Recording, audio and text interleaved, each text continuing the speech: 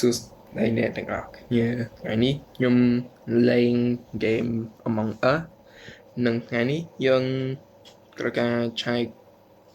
role ថ្មីអាហ្នឹងគឺ collector ចឹង collector គឺជា imposter និងខ្ញុំទៅគឺបង្ហាញ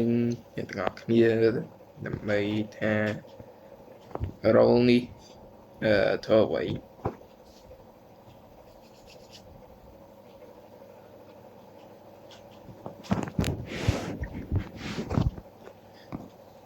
ចឹងនេះ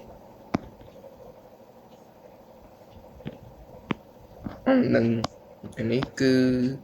mark និង payback mark នឹងមានកំបិតនៅលើគេ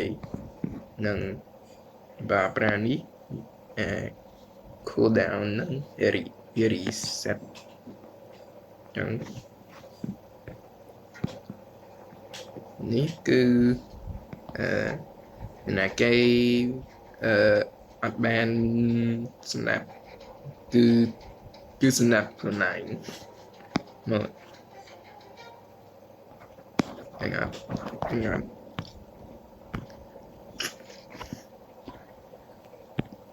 ចឹង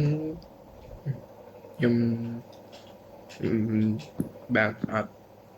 cool down ទេនឹងមើលខ្ញុំ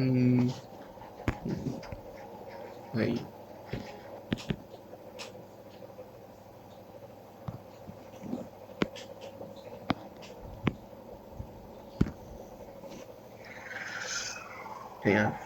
ពេលប្រើ time load ហ្នឹងវាម៉ោងវិញវារស់វិញ